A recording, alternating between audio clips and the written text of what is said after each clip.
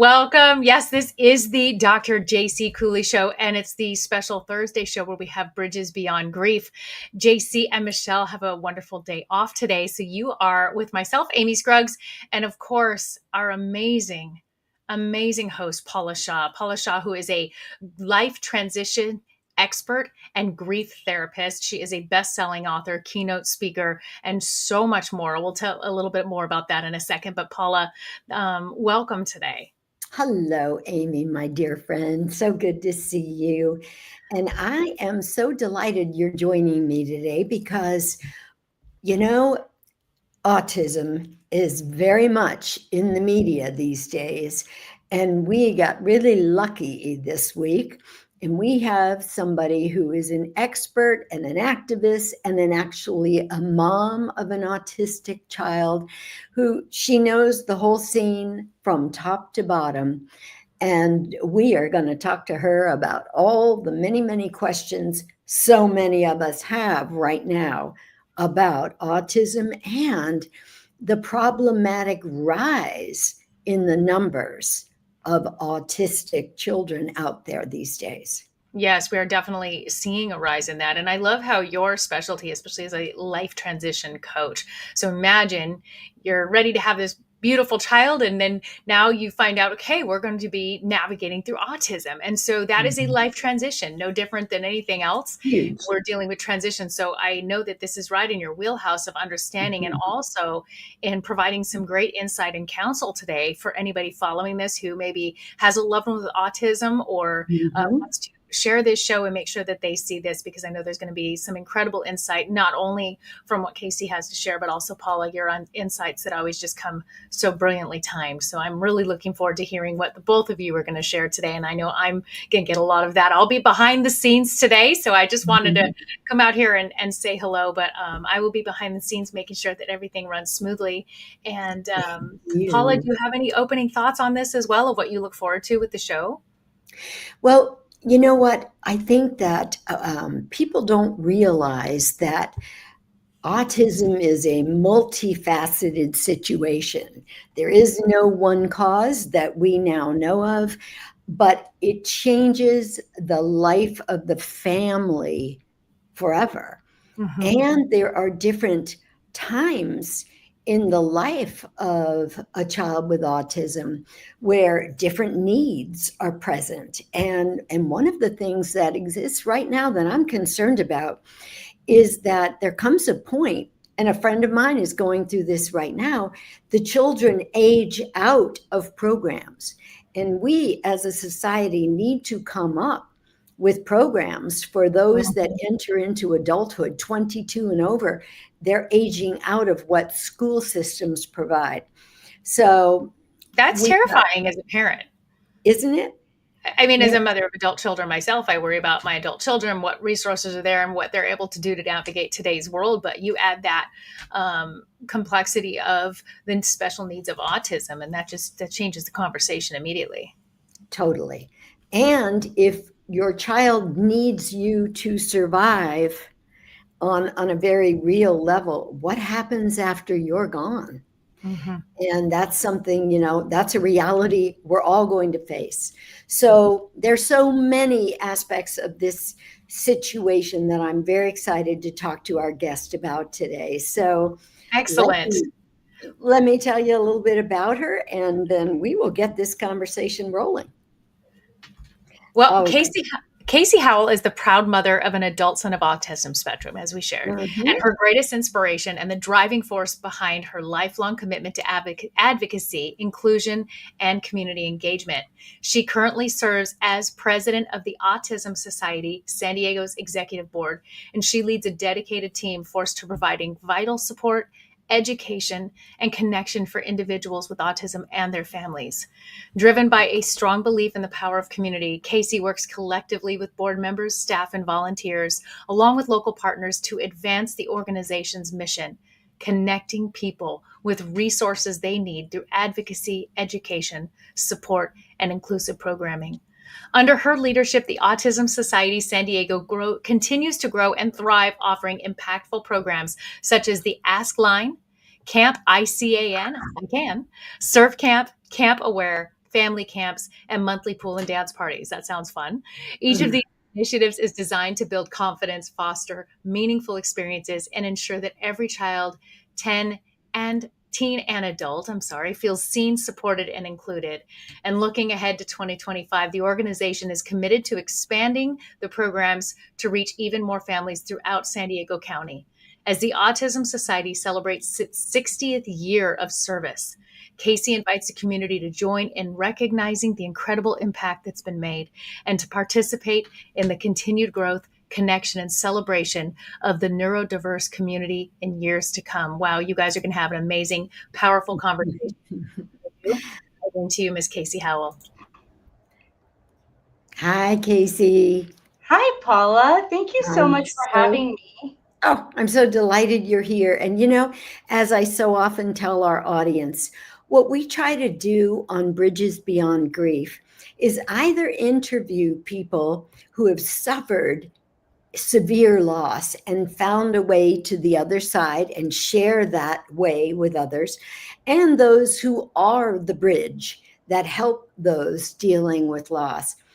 I think you fall into both of those camps because you have your own life experience with an autistic child, and now you've taken this position with the Autism Society. So I'm so delighted you were able to make it. I just met Kasey last week, and as it turned out, I think it was divine synchronicity because we had a cancellation for today's guest and Kasey was able to fill in. And I thought, how perfect, because we are hearing about autism in the media every single day. And I know all our listeners have a ton of questions and a ton of confusion. And there's a lot of misinformation out there. So Kasey, I am beyond happy that you are here. And I think it would be wonderful if we could start with, could you just explain to our listeners what exactly is autism? Great question. And that is a loaded question. I will start by saying that autism is complex. It's complex in the way that it presents itself from person to person. They always say when you meet one person with autism, you meet one person, because the next person you meet's symptoms of autism can be different. But ultimately, the foundation of autism is that individuals struggle or have challenges or delays in language, social interactions, tend to have like what they call reciprocal behaviors. They have narrow interests, and then they have struggles in other areas that can usually come to light as time goes on. Things like anxiety or regulation, self-regulation challenges. Right. What about communication? So many people with autism can't seem to speak. What's that about? So there aren't technically subtypes, but it feels like there should be subtypes of autism, and I'll explain a little bit. Yeah. About 25% of the autistic population are kind of in that, I don't like labels, but that more severe category. They either have like no language or minimal language. So the ability to communicate every day and to get your needs met and your goals to happen, it makes it very difficult for a number of people. And then therefore the behaviors escalate. Autism is a behavioral disorder, and many of our loved ones struggle to communicate. Now, you might hear the word high functioning, right? We're a spectrum. So from severely impacted, kind of what you would call level 3 spectrum disorder, which will need care for all of their days, to level 1 spectrum disorder, which is your higher functioning individual. You can see individuals with autism going to college and having a very similar neurotypical experience in college, or really thriving in that college environment because it's very structured.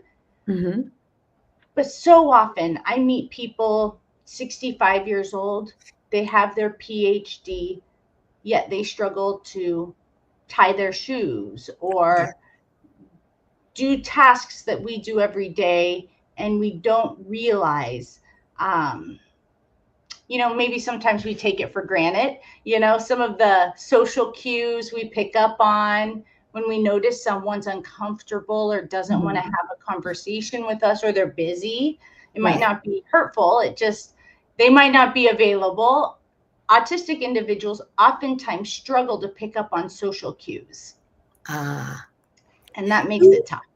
Do we know, does the science know exactly what's going on in the brain? What is different from other kinds of brains in people who are neurodivergent? So there are a number of studies on the brain, but in particular on genetics. So the gene category of kind of our research shows that some individuals, kind of in a subtype, some of them have gene categories like the MTHFR gene that have been linked to the genetic kind of portion of autism. Because it's interesting when you see a mother or a father with 3 autistic children or multiple children who are impacted. Here's the part that's tricky, Paula, is it can present from child to child radically different. Wow. And same parents, same mother and father, but when you see maybe the oldest child has one, lineup of autistic symptoms, and then maybe their third child is drastically different. And it can range from a non-speaker to a child who is a speaker. Uses language to communicate. So there is a wide range.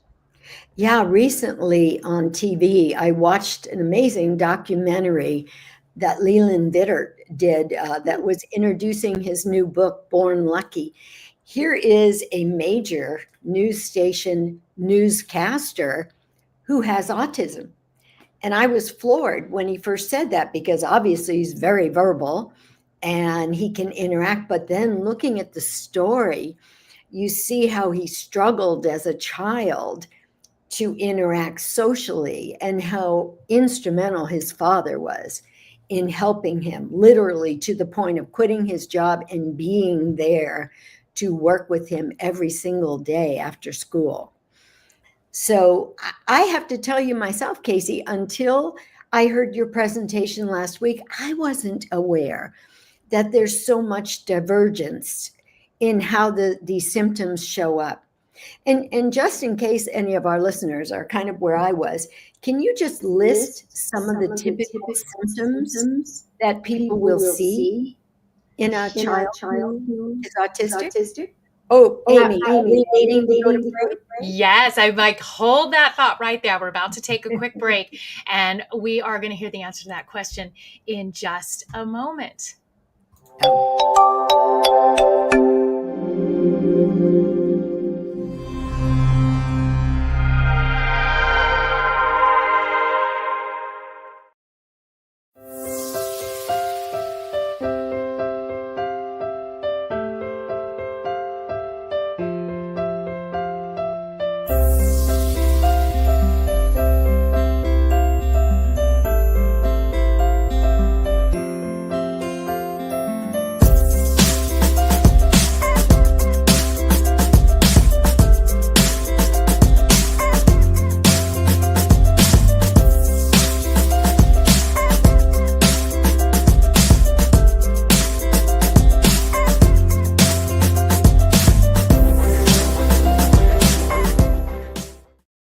For those looking to improve their lives, there's nobody better to turn to than Paula Shaw. Paula helps people regain successful lives by identifying and eliminating self-sabotaging behavior using a multitude of mind-body techniques to identify and resolve their core issues. Working with a wide variety of healing modalities, she provides her clients with the most effective process for their specific needs. To book a session with Paula, call 858-480-9234. That's 858-480-9234.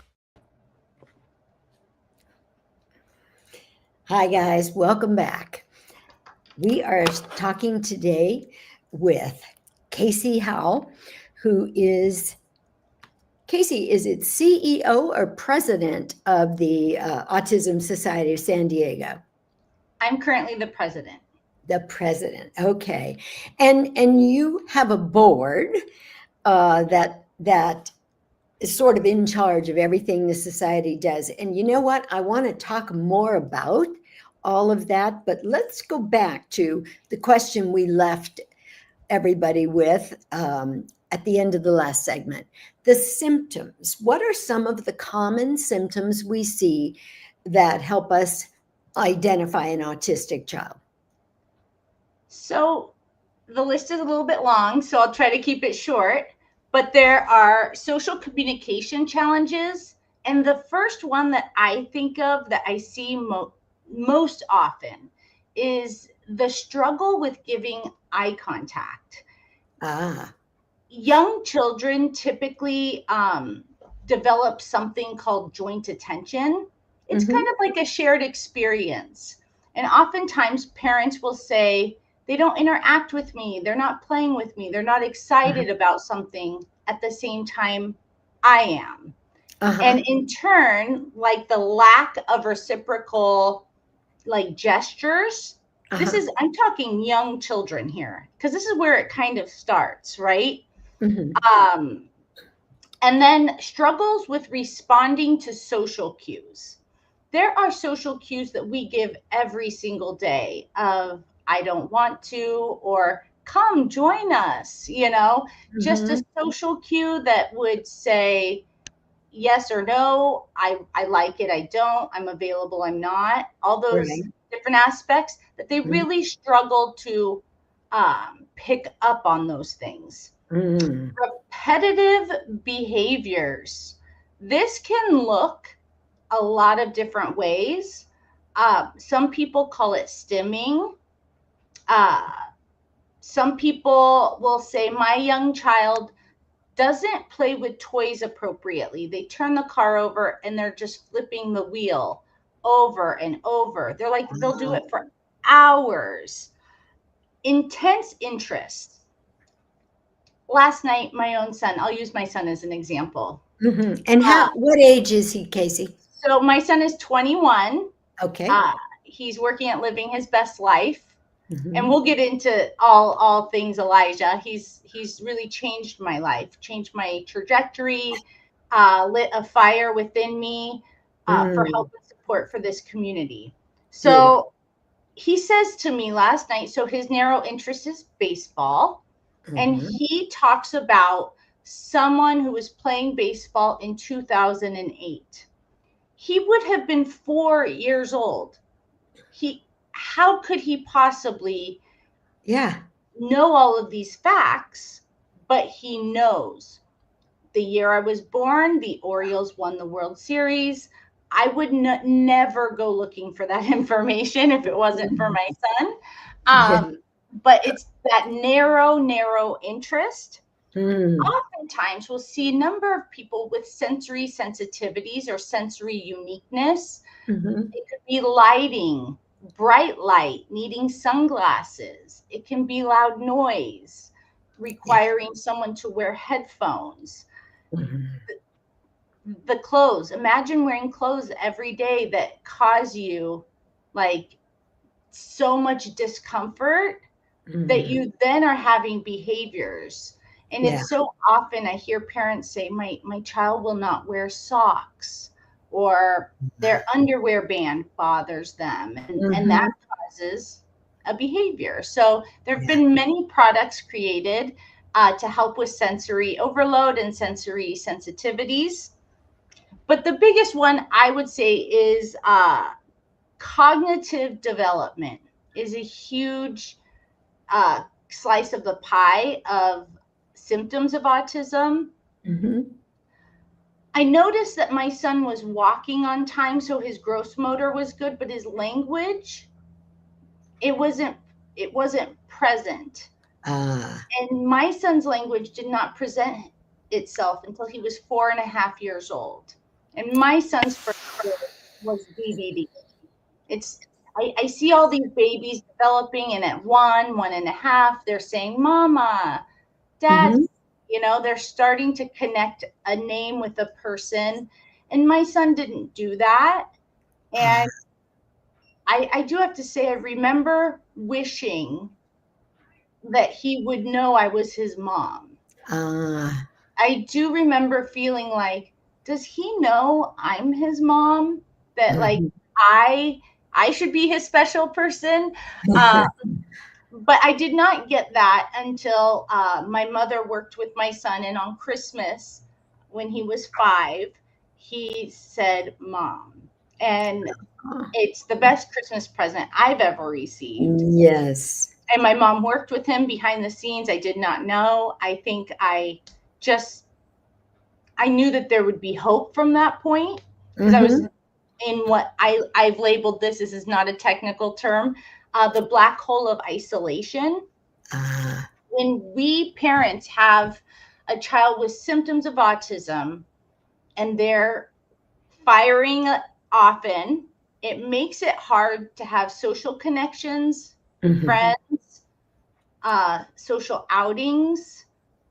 And I noticed little by little I was losing my friends. And that was very difficult for me. Oh, I'll bet. Because of my son's behaviors. And what did you do about that? That's a great question. I felt sorry for myself for a second. And then I picked myself up and said, what am I going to do about it? And I remember my mother said, Kasey, you need to go to a support group. Yes. And Paula, between you and me, and I guess the rest of the world, I'll just tell everyone, I thought, there is no way I am going to go crying in my beer about autism to someone I do not know. No. Yes. Now, I sit here all of these years later, maybe 15 years later, and I have hosted a support group. And it's tonight. The first Thursday of every month, I host a support group meeting to parents so that they have a space, a safe place to come, and we talk about like-minded things, like-minded experiences, and we talk about solutions and services. So it's kind of like woven in there. I understand not everyone wants to go to a support group meeting. Once upon a time, that was me. And I relate so much, Kasey, because when I first started my career dealing with loss and grief, I began with a grief support group too. And one of the things I learned right away, yes, a lot of people have the same attitude you had. I'm not going to go cry in front of everybody else, and I've got to get through this on my own and that kind of thing.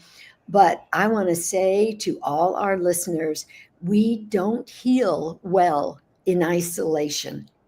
We need input from others. We need to know we're not alone. We're not the only ones going through this. And we need ideas and information about how they're getting through it. And that is the beauty of a support group. And that's what you're offering all those parents, yes. Kasey. You're taking them out of isolation, trying to figure it all out on their own. Paula, it's so true. And I have to tell you that the hardest part of being a special needs parent is that we feel like we need to live forever. Yes. That is by far the hardest aspect, and the part that I am proud to step up and to help this next generation in management of these aspects. All of us parents are going to pass away someday, and yes. There is preparation to be done, and the hopes and dreams of your child can live on past your life, and you can be part of the solution versus everyone running around after you pass away like, what would they want done? There's yes. preparation that parents can be doing. And do you cover that sort of material in your group, Kasey? So it's interesting because as I move on and I move forward in my career, more and more families are asking for this kind of support, and we give a really helpful resource to a workshop that happens on the lifespan of the person. But most often, families feel in the moment ill prepared, but we get to come alongside them and help them prepare for their future. And so their loved one is loved and supported with dignity and in the way that they know they operate best and that they can be successful. Now, I can't go on without asking you, if one of our listeners right now wants that information, how would they get it? So we at Autism Society started something called the Ask Line. The Ask Line changes the game because it is access to direct services in the moment. And if you, let's say you gave a off-topic, very difficult personal need, and the peer support person did not know in that moment, then just within a day or two, they'd gain all the information and they'd come right alongside that person and support them all the way to the finish line. So I would like to give the Ask Line phone number. Please do. So our Ask Line phone number is 858-715-0678. One more time, Kasey. 858-715-0678. And we'll have you give that number again before the show is over, because that's critical. That is like, it's a lifeline, isn't it? Because if I don't know what to do, I don't know where to go, I have a place I can call. Oh, and beautiful. I see that Amy has got it up on the screen so that people can have that in their resource information. And I know families are like not quite sure what kinds of questions they can call with. And I can just tell you, it can be anything from medical needs, San Diego Regional Center needs, IEP questions. It can be a diverse field of questions, but we have all the best resources. So give us a call. That is excellent. And I'll make sure that we keep putting that number up there along with the website for the Autism Society San Diego. So if you're watching this and you missed it, it's going to be there in those comments. We've got it here on the screen for you, and we'll make sure that information is available. Paula, this is a great time for us to take a quick break. Okay. And this has just been so powerful and educating to myself, I know, and I'm sure to everybody who's watching. And we've got a lot more to come. Don't go anywhere. We're just going to take a short break. Okay. At Viridian Christian University, we believe education is more than just a degree. It's a pathway to a purpose-driven life. Whether you're advancing your career, pursuing a passion, or building a new future, VCU's 100% online programs give you the flexibility to learn on your terms, anywhere, anytime. With expert faculty, personalized mentorship, and a faith-centered approach, you'll gain the skills, knowledge, and leadership you need to make a lasting impact. VCU offers bachelor's, master's, and doctorate degrees, each designed to empower you for success in today's fast-changing world. Join a global community of believers, learners, and leaders. Ready to start your journey? Viridian Christian University, transforming lives, empowering futures. Visit us at ViridianChristianUniversity.com. That's ViridianChristianUniversity.com. Is living in today's fast-paced world making you feel stressed and out of balance? Are anxiety, sleeplessness, depression, lack of focus, or weight gain robbing you of your relationship and your energy? If you're ready for change, you need to call Paula Shaw. Paula helps you identify and eliminate self-sabotaging thinking and behavior. Using a wide variety of mind-body techniques, she provides her clients with the most effective processes for their specific needs. To book a session with Paula, call 858-480-9234. That's 858-480-9234. Welcome back, everybody. We are having an amazing conversation with Kasey Howell, who is our expert on autism and the president of the San Diego Autism Society. So, Kasey, I think I cannot delay any longer asking you the $64,000 question, as they used to say, or maybe it was 68, I'm not sure. What do we know about the causes of autism? So this question has been asked to me 100 times this week, and we're only at Thursday. So here's what I will say. Because it's hard. I remember when my son was diagnosed, we just left going, we don't know why. I do have to say science has furthered itself. Mm-hmm. However, I will say this, autism is complex. And if the symptoms of autism were all similar, then we would be able to correlate a singular, aspect to the cause, right? Mm-hmm. But because it presents so drastically different person to person, I find it very difficult to say one specific thing is the trigger. Yes. But I will say this, in science and through some of our research that we've learned, is oftentimes there is a genetic component, and they're calling it an environmental trigger. What that could be, each one of us eat food every day. We don't know if it's the pesticides. We don't know. Here recently, Tylenol was linked, and the vaccine fight has been going on since the beginning of time. Exactly. So I will say this, I wish the presentation of autism was more similar, because then when science comes out and says this is the cause, it would make sense, more sense. But because, and I have met so many people who have autism, and it actually intrigues me how different person to person it can be. So folate deficiency for a sector of autism, a subgroup, I come up with that word, subgroup, people are folate deficient. For some subgroups, they're more sensitive. Their sensory needs are so off the chart that it makes it hard to function in society.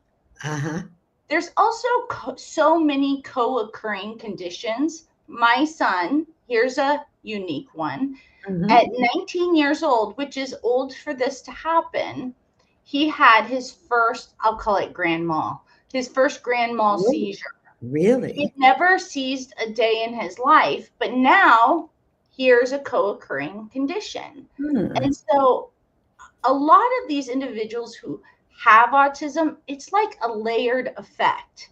Many have anxiety, some mental health struggles with like depression, some get manic.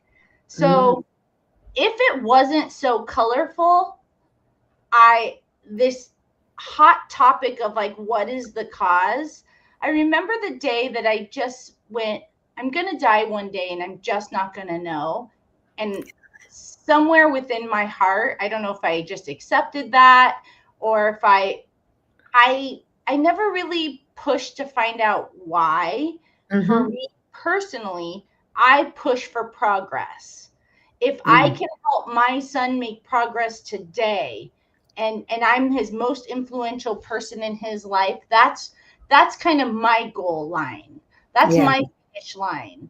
If he can be employable, that would be amazing. If he can have a purpose bigger than himself, a reason to get out of bed and to go somewhere, that would be unbelievable. But unfortunately, it's so drastically different person to person that it's hard to go, this causes it, this one thing.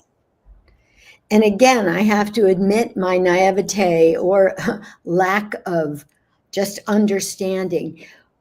First of all, if I suspect my child is autistic, what kind of a doctor do I go to? And is the testing so sophisticated that they can easily identify that this child is on the spectrum? So, great question. A developmental psychologist did my son's assessment. I will never forget the day that it happened. and she was very experienced. She ran through the whole test.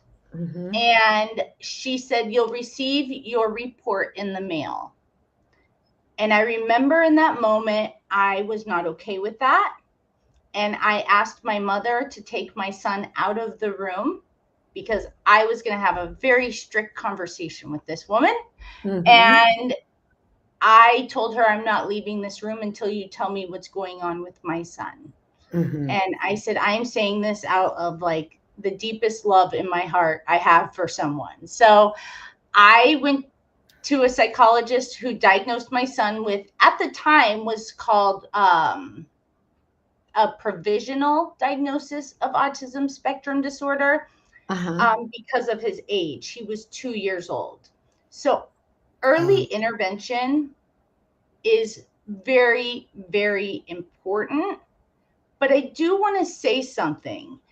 There are a lot of aging people out there in the world who are getting diagnosed. And I wouldn't ever want to leave this call with all of our callers and to have anyone think it's too late. It is never too late to look into it and to go through the diagnostic process. I highly recommend it at any age. And there are supports out there for people of all ages. So one of the support groups I host is we have Spectrum Social and we have Girl Power. Both are groups geared towards the individual who's impacted and they're 18 and over. And we are having these conversations so often. Our Girl Power group is 60% diagnosed later in life. We're talking 16, 18, sometimes 25. Wow. And we even have a board member who was diagnosed near 40 years old. Wow. I had no idea that was even possible, that was even a thing. And that brings to my mind, I know so many people might be wondering what's out there. You know, what are the resources? Where do I go? What do I do? Tell us a little bit about that. So you would start with your health insurance, your general practitioner, and they would give you a referral. Okay. Now, that is what we call generic resources, your health insurance. But then once diagnosed or once you have that in your hand, you can go to an agency called San Diego Regional Center. These are state-ran services. And we in California are so lucky to have a regional center because many states do not have one. The onboarding process takes a little bit, but if you have trouble, you can always call the Ask line. Beautiful. Beautiful. That's such a good thing to know, such an important thing to know, because as we were saying earlier, if you feel isolated and you feel like you don't know what to do and you're overwhelmed with the everyday experiences of your life, where do you turn? And those kind of answers are what you're giving us today, Kasey, and it's so important. And speaking of resources, we can't go through this entire interview without having you talk a bit about other resources that the Autism Society offers, particularly the camp, which I wish we had enough time to show the whole video on this show. But maybe you can tell people where they can see the video about the camp that you offer and tell them a bit about camp. Perfect. So Autism Society is known for our camps, hosting camps and making it accessible both to children and to adults.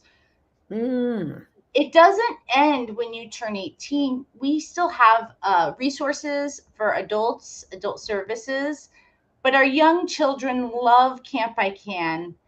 They love Surf Camp. And I have heard such like glowing reviews of their experience and how they augment the experience for the sensory needs of the person.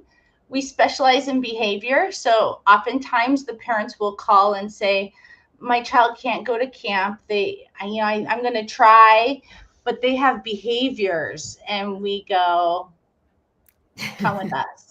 Yeah. Come with us. We're equipped to handle behaviors.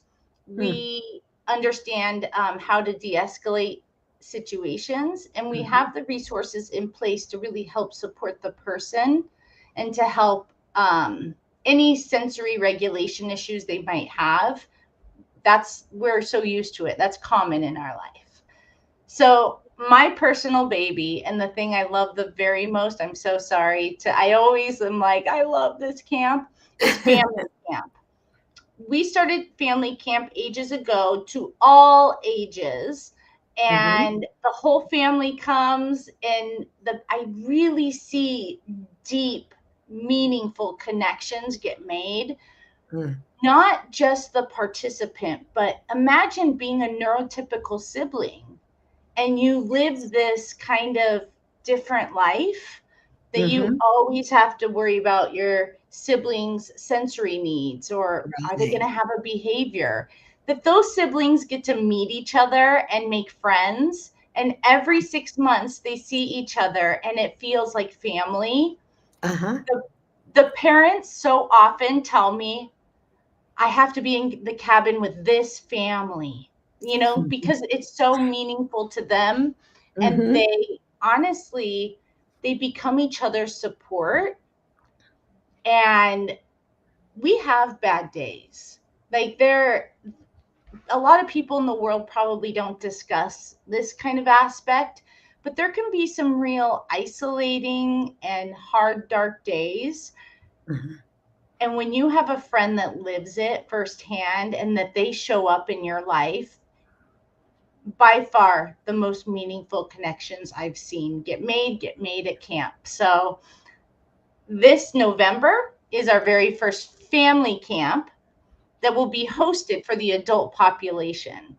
We are so excited to get all of our adults up to camp, because I've learned, like, how do I tailor this to adults to foster independence, to work on life skills, to get people participating in new activities.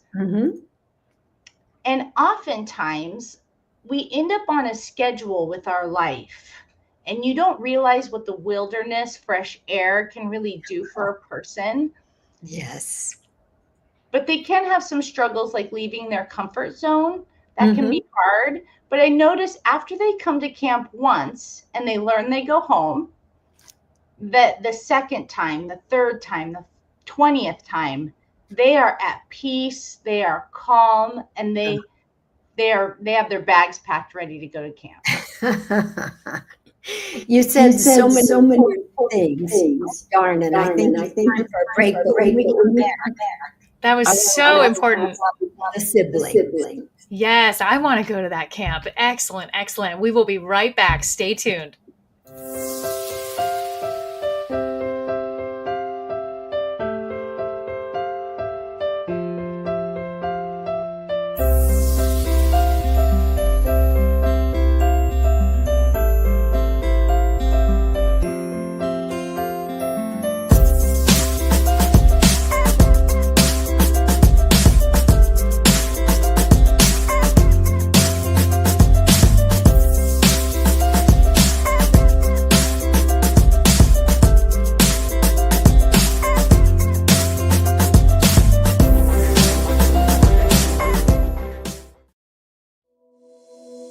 Paula Shaw here. I'm thrilled that LifeWave phototherapy patches, which use no drugs or chemicals, have become a part of my life and my business. My family and I all use their wearable patch technology, and the results are life-changing. My parents in their 90s used the X39 patch, which activates stem cells, reverses aging, and improves the function of every area of the brain. I love X39 because I can work out with the 30-year-olds with no problem. And it's erased my fine lines and given my skin a youthful glow. LifeWave patches use a patented form of phototherapy, frequencies of light, to safely boost health and wellness at the cellular level. No drugs. To learn more, go to my website, lifewave.com/safe health. That's lifewave.com/safe health. Welcome back, everybody. We are talking today with Kasey Howell of the San Diego Autism Society. And if you are just joining us, please go back and listen to this whole show today, because Kasey has been a fount of incredible information about so many aspects of life with an autistic child. And one of the things you just talked about in our last segment, Kasey, was the siblings. And I can't think of the word that you use for when you're not neurodivergent. What do we call them? I called it neurotypical. Neurotypical. Okay, I love that. And so the neurotypical kids have a very different family experience when they have a sibling who is autistic. What's out there for them? What kind of resources do we have to help them getting through, what they're going through in their lifetimes? So it's interesting that you ask, because so often I feel like center stage is the person impacted. Mm-hmm. And then they have these siblings. And like we were talking about camp, for example, neurotypical siblings come to camp and they get to meet each other. Yes. And they understand one another. I think when us parents aren't around, they're discussing the part that, I'll just say it flat out, that sucks. Like the part that drives their life is their other sibling. And maybe there's multiple siblings, and it's just the one on the spectrum gets all of the attention. And usually sometimes it's negative attention for a negative aspect. Yeah. There are different agencies out there that really master this area for the neurotypicals, but the truth is oftentimes they don't want to go. They don't want to go. They want to do their own life. Once in a while, they want to be separate from their sibling. Yes. I have this exact situation. I have an almost 17-year-old son who's neurotypical. And although he is a fantastic brother, fantastic, I could not have asked for a better son to be a support to his brother. There have been times where he says, Mom, can I just go do this? Or can I do this alone? Or do my friends have to see this? And I have a safe place with him to be able to communicate that. I don't feel bad.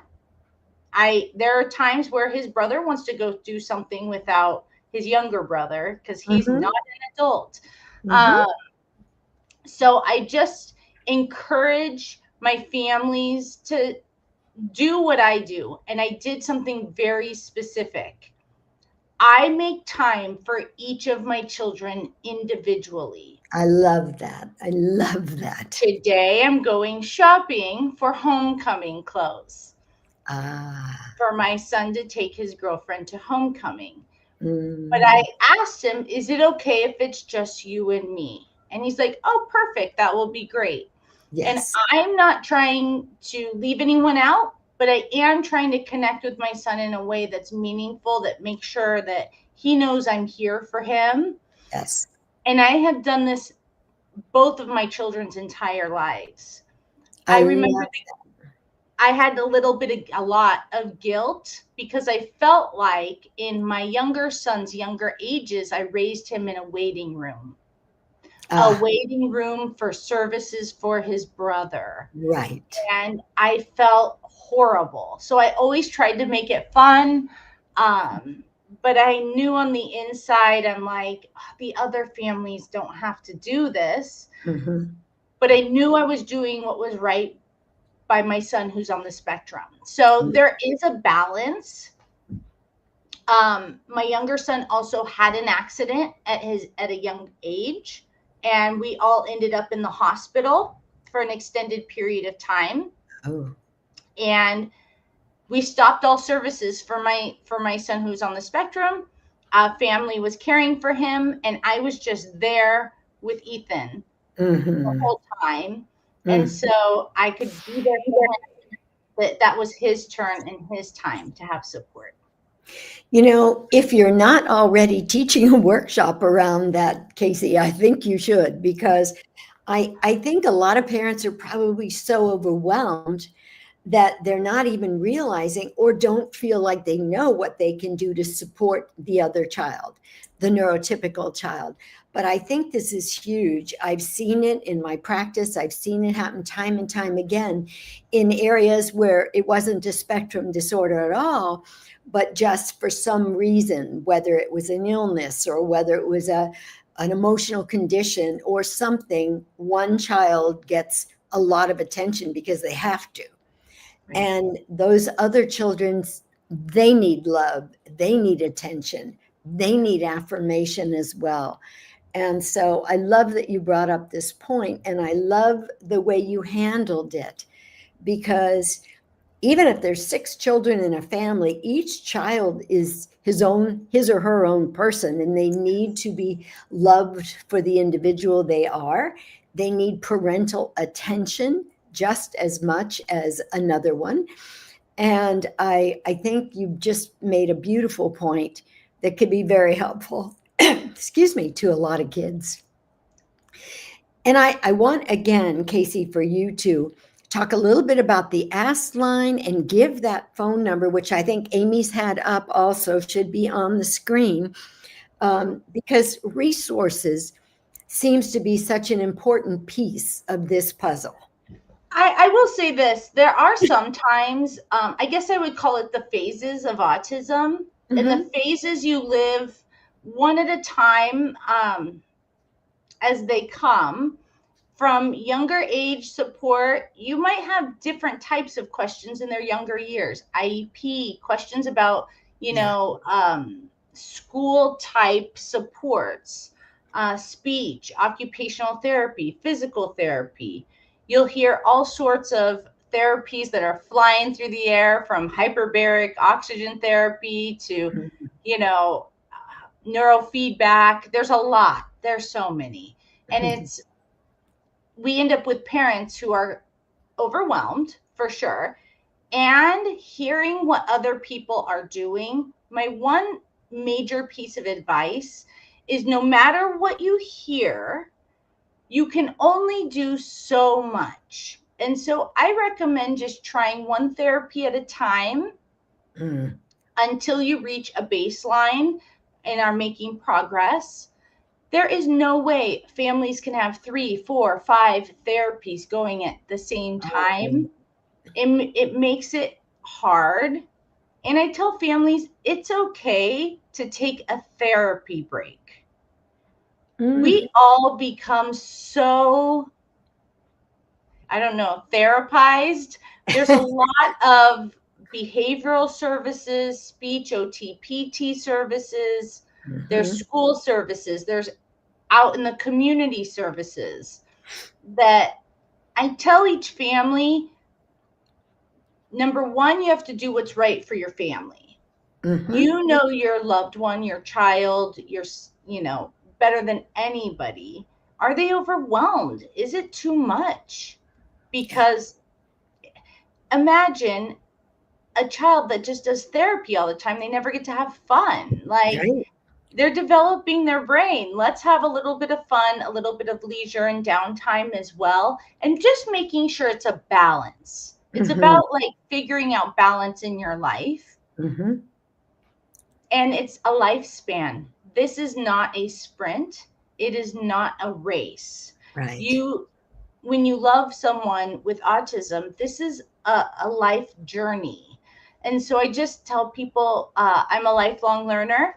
And so are my children. So I feel like so many families feel like it does end at 22. You were talking about the cliff earlier.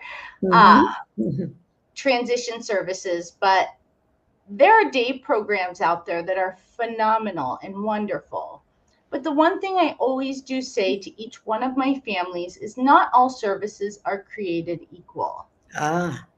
That you yourself need to interview each provider and find the providers that are really a good fit for your loved one, what's right for my son might not be right for the next person in line.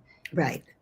And sometimes when people give recommendations, they're giving it from their own experience, right? So you might have a different outcome, and that's okay. It's about finding what's right for that individual. And that's why the Ask line is handy, is because they can really tailor it to the needs of the family and the individual and give you those resources. That is so helpful. And what a great reminder that just because you may have a child who is part of this group that, we're referring to as on the spectrum, that if there are 10 people in that room, we have 10 individuals, 10 different upbringings, 10 different ways of thinking, 10 very distinct individual beings. And we need to keep that in mind and not group people according to a label or that sort of thing. And that's such a great reminder, Kasey. And that's one of the things that really impressed me when you talked about camp and the Autism Society and the resources you provide. You all seem to really be seeing individuals. You serve a population, but that population is made up of many individuals. And that's a beautiful, beautiful aspect that we all need to keep in mind about this. Individuals and the fit for each one. Absolutely. That's changed my vision of the world. It just absolutely has changed my vision of the world. I am a more patient person. I'm a more understanding person.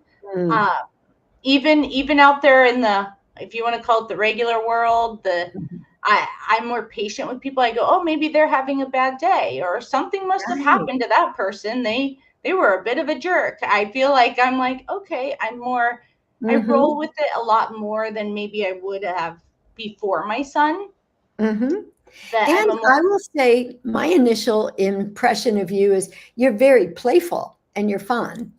And you seem to really enjoy that part of life as well.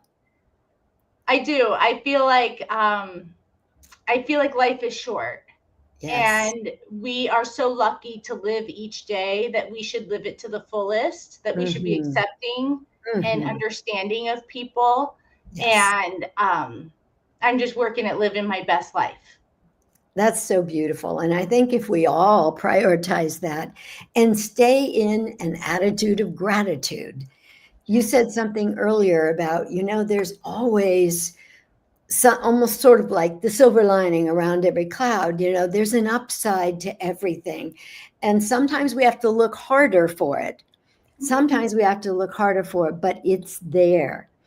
And I will tell you too, one of the things that enlightened me recently, I have a friend who has an autistic son, and the technologies are now also being evolved so they can communicate better. This one has really very few words, but through a technology that I think she told me was they can type by looking at the keys, eye contact or something, but I may be wrong about that. He typed this most beautiful letter thanking his father for what a great father he was in beautiful words. And a lesson was taught to them, this group, about Betsy Ross. And the facilitator asked him, is there anything you would change about the American flag if you could? And he said, I would turn the stars into hearts so there would be more love. That's beautiful, sophisticated. And this is basically amazing. I have a feeling Amy's here to tell us how to time. Oh, so beautiful, though. We definitely need back. This has been wonderful and so formative and enlightening. Thank you so much, Kasey, for being with us. Paula, your questions, your insight as well. Just a fantastic show. I can't even believe this hour just flew by. I was losing track as well. But we just want to say thank you to JC Cooley and Michelle for allowing us to be here and have this show today and be in this spot. And we wish them all the best in their day today. And thank you so much, Kasey, for all that you're doing to make a difference for all the families out there who are in the same position and making a difference in the lives. Thank you so much for having me. And from Autism Society San Diego, we're always a resource, and we're always willing to be on. Great. We'll see you again on Purpose Beyond. Thank you for being with us, all our listeners and viewers. Bye-bye.